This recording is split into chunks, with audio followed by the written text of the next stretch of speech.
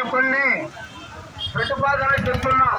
ఒకటి, భవన నిర్మాణ కార్మిక సంఘంలో ఏ మేస్త్రిగా ఎదగాలన్నా మా 4 వృత్తుల్లో ముందుగా ఇసుక పోయాలన్నా, సిమెంట్ పోయాలన్నా, ఇంకోటి చేయాలా, వీళ్ళందరూ కూడా 3-4 అంతస్తులు 10 అంతస్తులు ఎక్కి పనిచేస్తుంటారు. కాబట్టి మా భవన నిర్మాణ కార్మికులకి 50 సంవత్సరాలకి మాకు పెన్షన్ ఇవ్వాల్సిందిగా మేము మొదటి నుంచి కూడా అనేక పోరాటాలు చేశాం.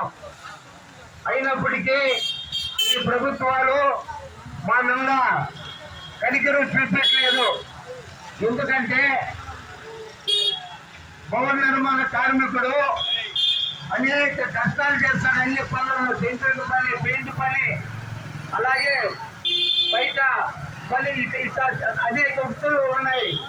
ముఖ్యంగా ఇటుకరాయి, సిమెంటు, పెద్ద పెద్ద గంటలు, సెంట్రింగ్ పనులు, డ్రిల్స్, ఒక్క పని కాదు, ఇవన్నీ కూడా బరువుతో కూడుకున్న పనులు.